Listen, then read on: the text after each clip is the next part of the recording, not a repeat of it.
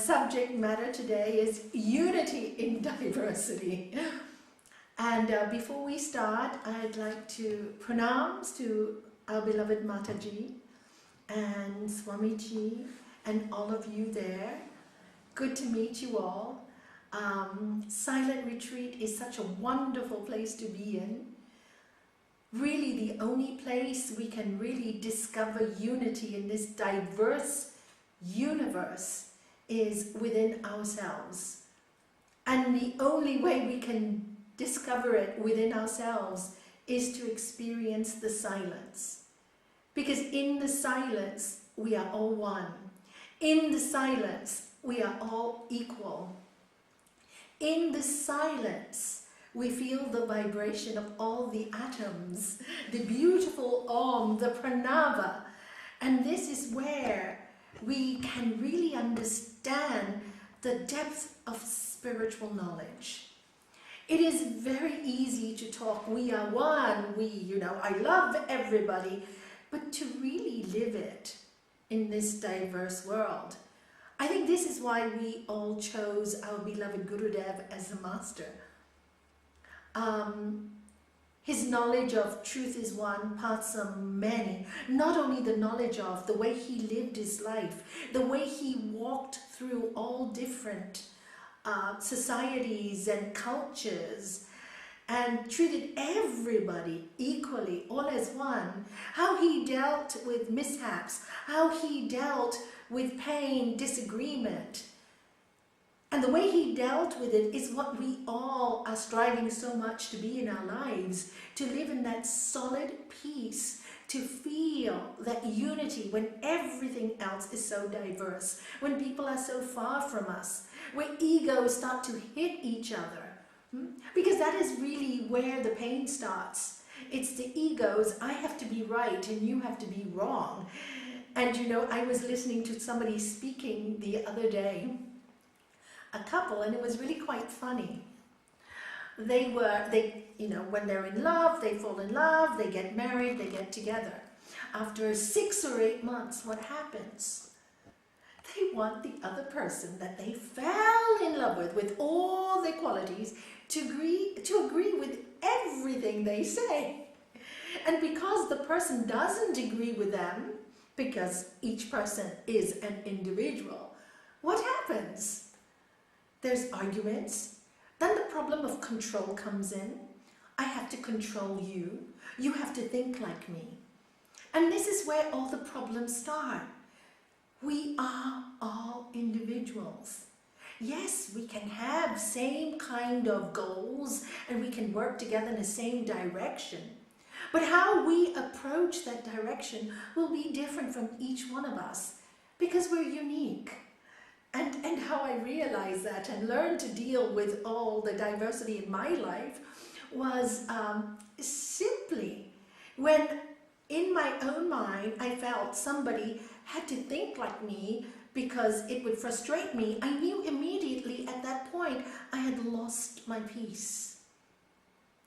I totally lost my peace because I wanted somebody to agree with me. And after a lot of contemplation, it took me a long time to realize this, that people came into my life, diverse opinions came into my life, trouble came into my life, all for me. Wow, what a blessing to see that I must transcend the diversity.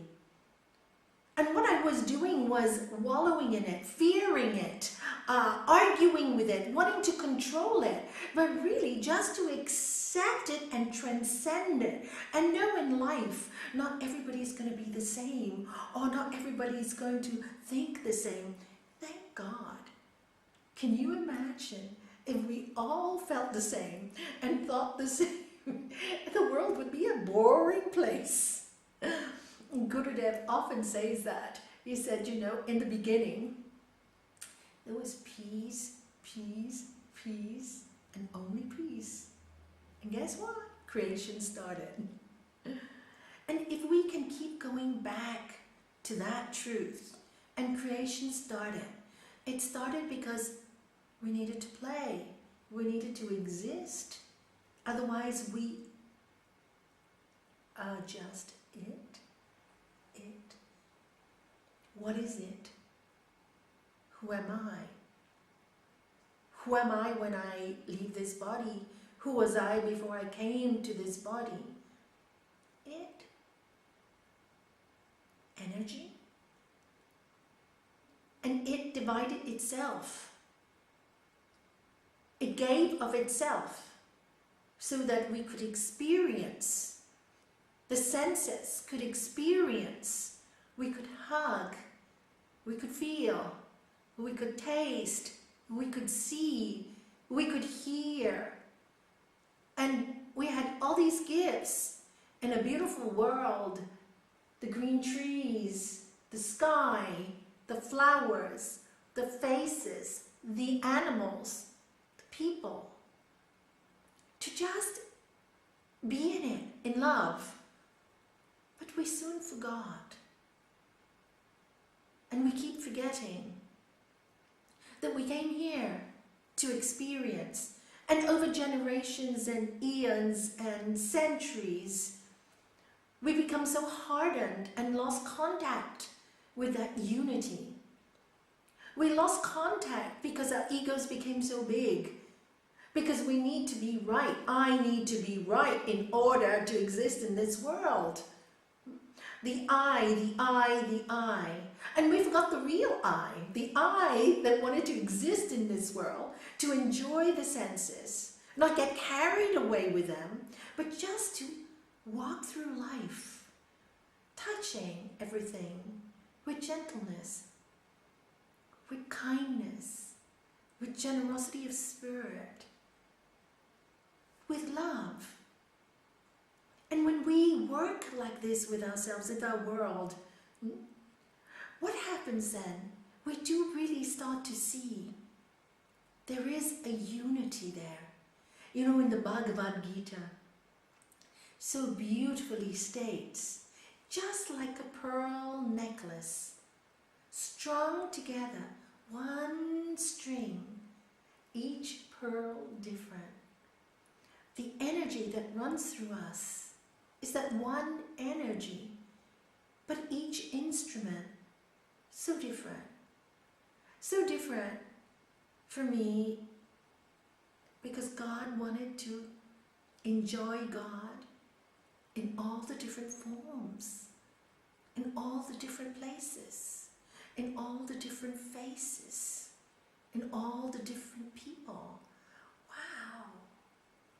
And when we keep getting back to that strong silence within, and keep going back, and that's what silent retreats are for, so that we can sit in that self, that divine energy, that feeling, that energy, that buzz. You all know it. Otherwise you wouldn't be sitting there.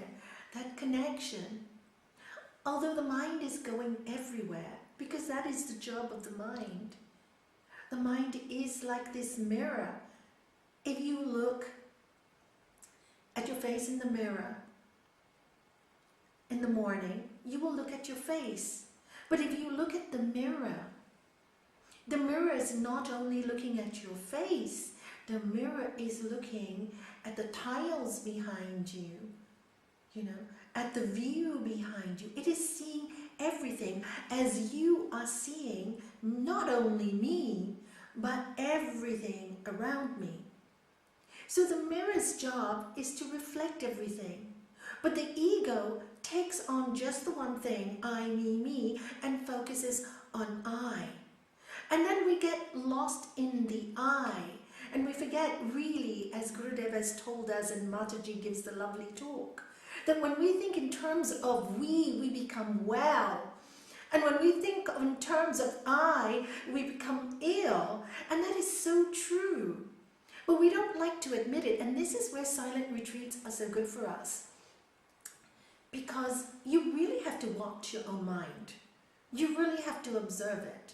And for me, observing my mind has helped me so much. So much to heal myself.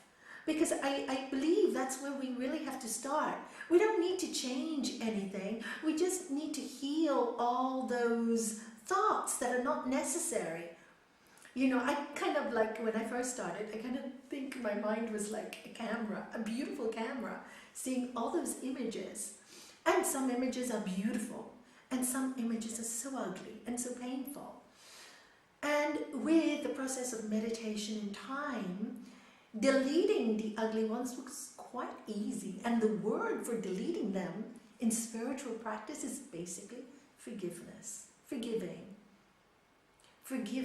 letting go, and starting again, having the ability to let go of the past, having the ability to say, you know what, I choose peace above all. You know what, you are my family, you are my brother, you are my sister. And even though you hurt me, you only hurt me, you don't know why, I know why. You hurt me because you want to teach me to transcend the pain. So I am grateful. Obviously, you don't tell them all that, they think you're going mad. But you understand that for yourself. And go deep into that understanding. And in the silence, you really can do that with your mind. When the old patterns start coming up. And how you notice the old patterns that start coming up is immediately you will start feeling sorry for yourself. Now, the moment you start feeling victimized or sorry for yourself, you are already going into separation mode. The moment you do. I know, I used to feel a victim, and then I thought, I don't need to do this anymore. My father used to tell me all the time, Nalanie, don't you know, God is within you. You are never alone. So I don't need to be a victim. The divine is in me. The consciousness is in me. I just have to work with it. And how does the mind work with it? How does the mind do it? And simply, as Sri Patanjali tells us, in Book 2, Sutra 28, by the practice of the 8 limbs of yoga, the impurities of the mind will dwindle away. Wow, I love this. They will dwindle away.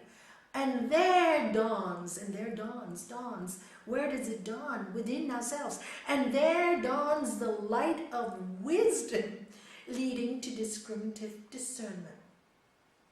For me, this was like, oh my God, this is my medicine. The light of wisdom is within me. And when I practice the 8 limbs of yoga, but I really need to practice them. And for me, the most important, obviously, are the first 2. Yama niyama.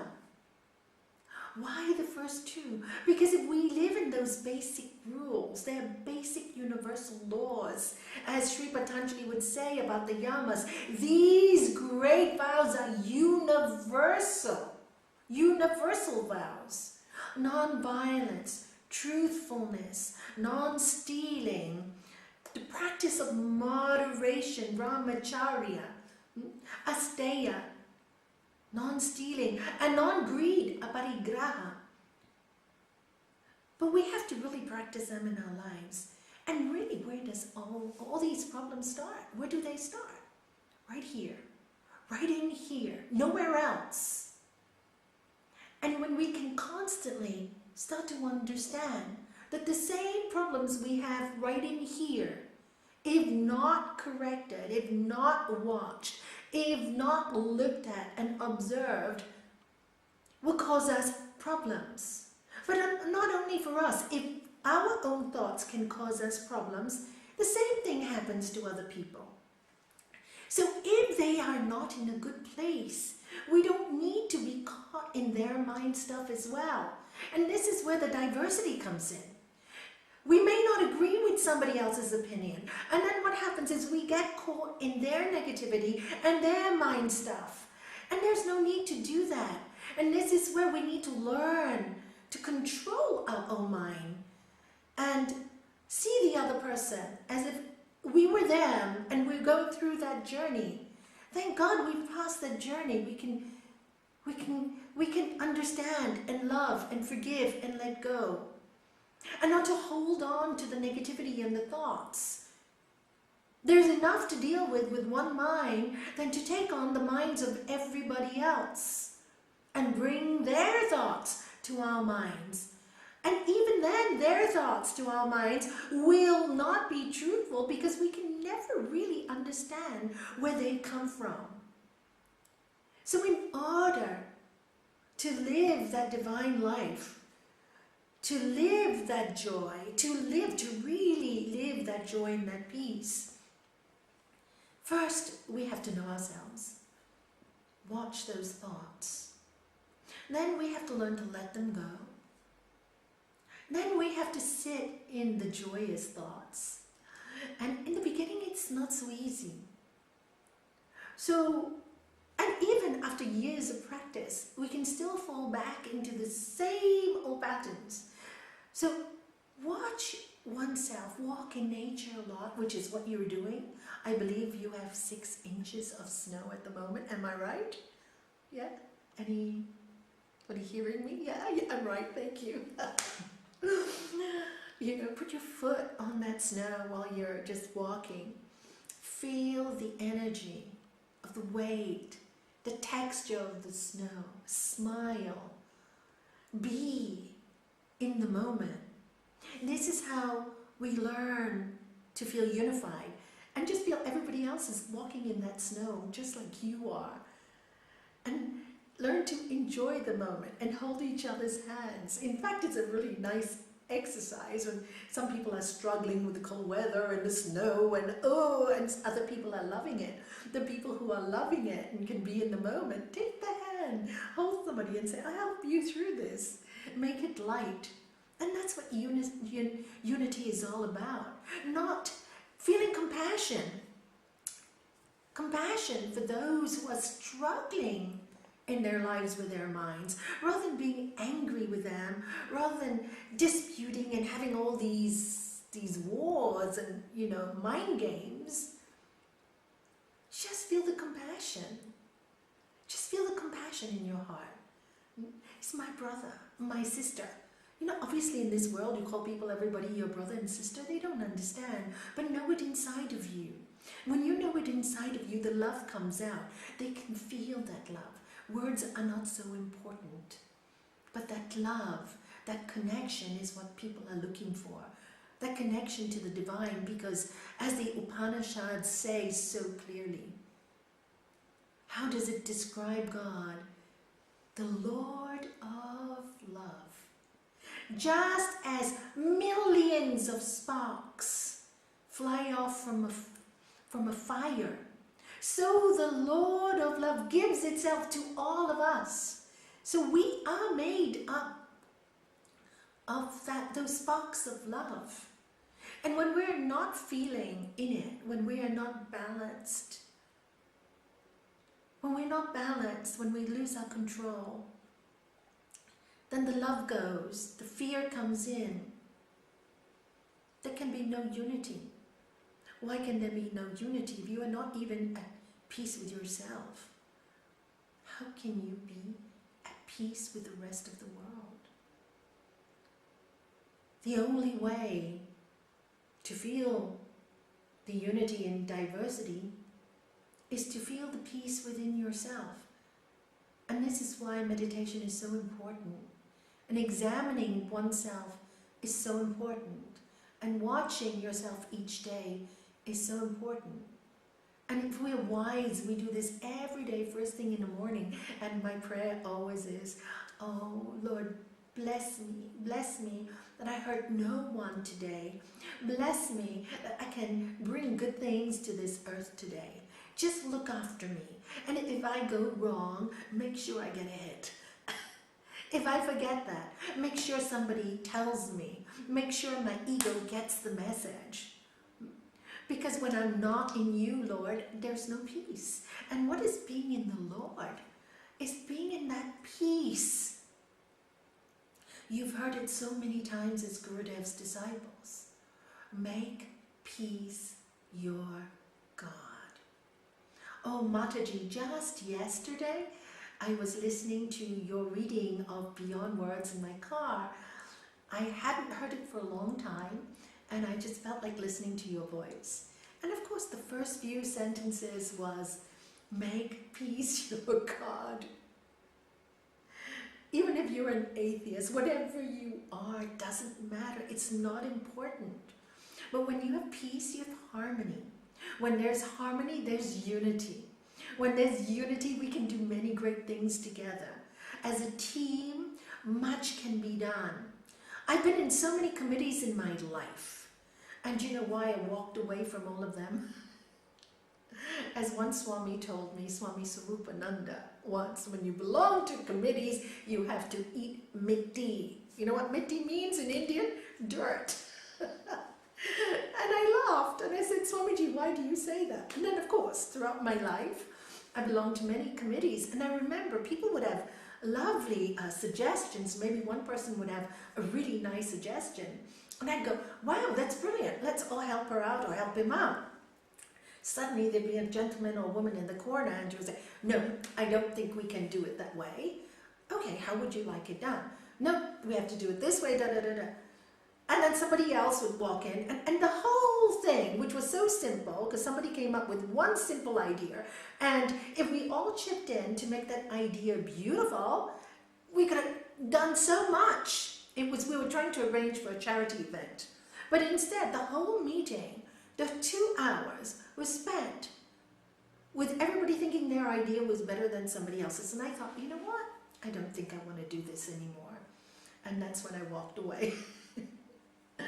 You know, I felt if there's a good idea, let's work together in a team. And so when we started our yoga center in Gibraltar, that's the way we always work. If we don't agree, we sit down. Okay, how would you like to see it done? And we take a little bit of this and a little bit of that. But whoever has the big idea, let's go for it. If it doesn't hurt anyone, some benefit to someone, let us work together as our team. And it's really quite lovely to work together because, you know, recently we had Christmas. And of course, you know, every Christmas we work together. We have so much to do. We have the classes to run and then we have the charities we look after. And, you know, the team is great. I can't do everything myself. So I go, can you deliver the food here? Or you can deliver the packages here. And because we work as a team, and people can see this, one of our students works for this big corporation. So suddenly we get a call and they say, they want to help us raise all the funds to pay for all the groceries this year because they love the way we work. So you see what happens? We didn't have to do these fundraising events. This big corporation came, gave us all the money. We went shopping together at the supermarket, got all this food, fed all those families, and everybody felt good. And this is what, when you work in unity, my father used to say that. I was brought up in Hong Kong in a joint family system. My father had 6 brothers and 2 sisters. The boys always lived in the home and the girls, when they married, they moved out. So I was brought up in this big house with 52 bedrooms with all my uncles and aunts. And he would always say, if the brothers are together, they started this business together, Harilela business, we help each other, then we can last a long time. And you know what? They did this, the brothers. Now most of them are gone. I'm not sure if the new generation will be the same, but that's not in my hands. But that generation, the way they work together, and my father used to tell me this story. He said, you know, when they were going through the war, they had no food. And he used to go out and tailor, because he was a very good tailor. That's how he started his work. And all the clients loved him so much, so he kept on getting more and more customers. Anyway, in those days, they used to get one big bag of rice. He'd take it home to his mother. All his brothers were younger than him. My father was the eldest. And he'd take it home to his mom. Mom, I've got this bag of rice. We can feed everybody today. So she'd cook this big bag of rice.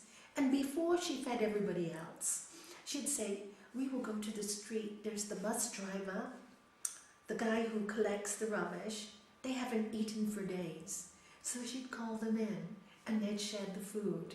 I remember my own life, my own relationship, where I thought, when I started yoga, my husband was separate from myself. He ate meat, I ate all the vegetables, and I tried to change him.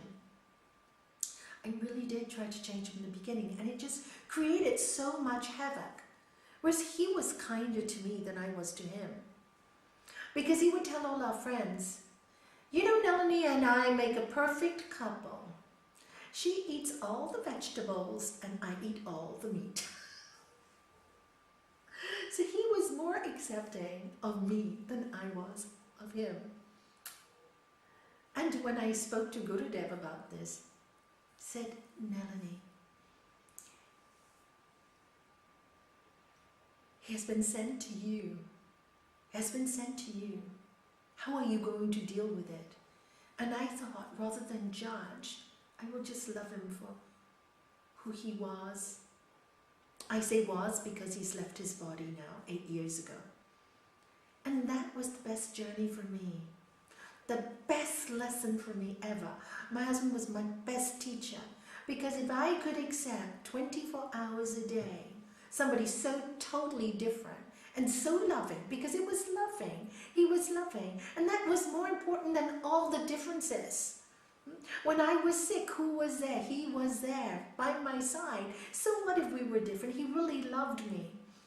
And maybe that's the way it had to be. For me, he had to be the way he was, so I would learn to accept people of all different understandings and ways of being. It's not because of what you eat that makes you good or bad. It is who you are, how you react in the world. And my husband taught me that greatest lesson of acceptance. And when I accepted it and cooked all his food for him happily, he was so happy. Do you know? He gave me so much love in return. And slowly, slowly started to accept my path. My path. And, you know, when I used to go out and give retreats and everybody could say, oh my God, Nalanie, you know, you're such a good person, you know. I said, no, you got it wrong. I'm doing what I love. I love this job. My husband is a good person. He's sitting at home, alone, eating TV dinners. Who's making the biggest sacrifice? Truthfully, who's making the biggest sacrifice? Truthfully. And of course, he was making the biggest sacrifice for me to be myself. So it's that unity and diversity that we have to keep looking for. And for me, Gurudev taught me that secret word, make peace your God. Don't resist. Let go. Trust the universe has its way to teach you how to grow and transcend and go beyond the differences. Trust. And that feeling of non-attachment. It's not in my hands. It's not my, who am I to say anybody is worse than I am? How egotistical is that of me? When I know the truth, we read it all the time in the Upanishads. We're all one. We're all one. That's Vedanta. We all came from that one source. So how can I even believe for a moment I'm better than anybody else? Yes, we have different journeys. We have different roads. But better? Never. Been blessed. I feel really blessed to have this knowledge.